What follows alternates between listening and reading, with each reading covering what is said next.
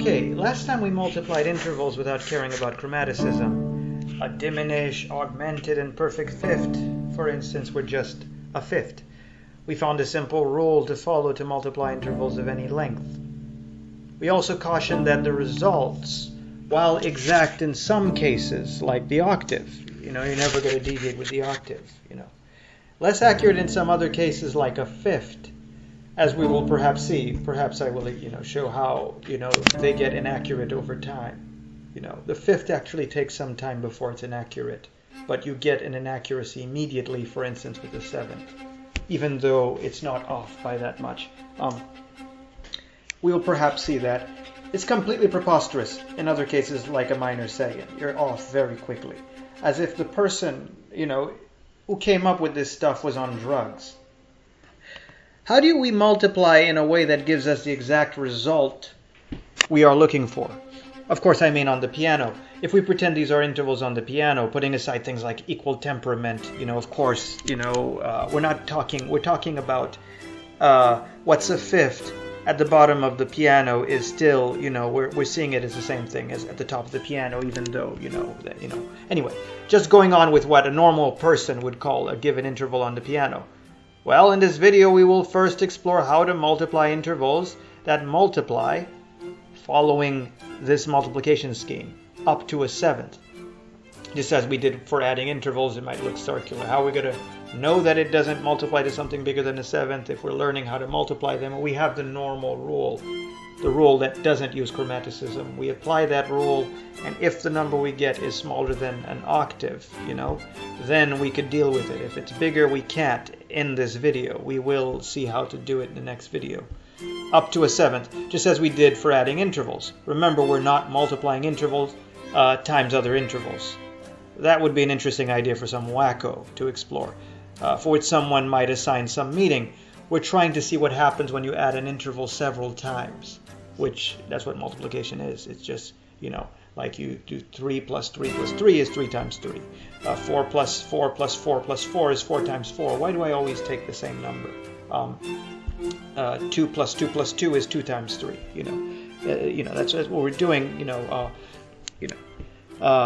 We're trying to see what happens when you add an interval several times and trying to determine what happens in such a case. 5 times a fifth means a fifth added to itself 5 times. We're not multiplying a fifth times a sixth. We're multiplying a fifth. So it's a multiple of these intervals. Remember that intervals from the unison to the third are strong intervals. And all the intervals after that up to a seventh are strong intervals.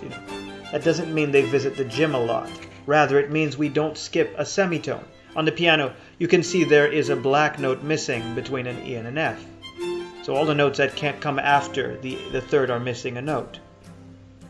And they are in some sense more complete than the notes, the unison to the third are more complete in some sense than the notes from the fourth to the seventh, in that, when you add them and you take their multiples, that it shows basically. Now, here's a table of all the products of intervals that give us a result. Following our easy multiplication trick, that is up to a seventh. The result is not going to be bigger than a seventh. In the table, we see the results of such multiplications.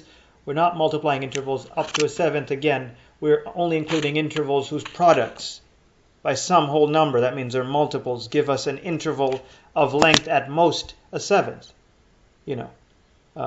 We did not include any intervals larger than a fifth because multiplication by 2 already gives us an interval larger than a seventh. Do you notice a pattern? If you want to guess the pattern, you can pause the video. We did something similar for addition.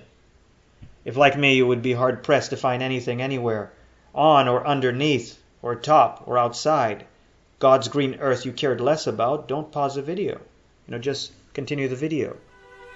Here is the pattern. First, a multiple of a strong interval is either itself a strong interval or an augmented weak interval. You see. Second, the multiple of a weak interval is either itself or a diminished interval. We will later determine how to compute the multiple of an altered interval starting from these rules. We will do that. For instance, how to compute a minor second times 8. So how do we actually compute a multiple of an interval provided the multiple isn't any bigger than a seventh? First, you compute the product the usual way, as if you didn't care about chromaticism. If the product is less than an octave, then we can go to the next step. If it's bigger than an octave or an octave, we can't deal with it yet in this first video. Second, modify the product following the strong weak interval rules we just discovered. Third, we will later find how to compute the multiple of an interval that is altered. Actually that is not the third. That's just what we will do. It's basically that we will see how to compute the ones that are altered, as we said earlier. Here are a couple examples. In the first, a third times 3 is, remember our multiplication when we didn't care about chromaticism, a third times 3 is 3 times 3 minus 2, which is a seventh when you calculate that. The multiple of our strong interval is a weak interval, so augment. Remember, multiple of a strong interval has to be a strong interval or an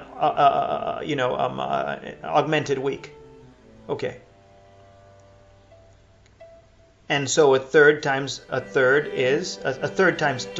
is an augmented seventh, and the augmented seventh on the piano is just an eighth, an octave. In the second, a fifth times 3 is 5 times 3 minus 2, which is a 13th. We can't compute that yet; it's too big. It's bigger than an octave, so it's bigger. In the third, second times 5 is 2 times 5 minus 4, and that's 10 minus 4, which is a sixth. The multiple of a strong interval is a weak interval. We have to augment. We augment. Okay, so second times 5 is an augmented sixth. In the fifth, a fourth times 2 is 4 times 2 minus 1, which is a seventh.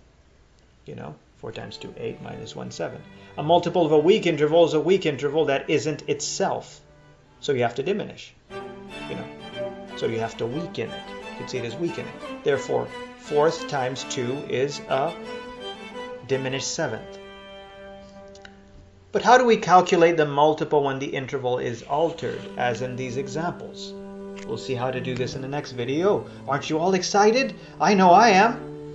After the next video, we will wrap everything up as we did for addition by combining the knowledge of how to compute the intervals when the product is at most a seventh and our knowledge of how to handle chromaticism. We will use our knowledge of how to handle chromaticism to compute the multiple of any interval. As usual, please like and subscribe.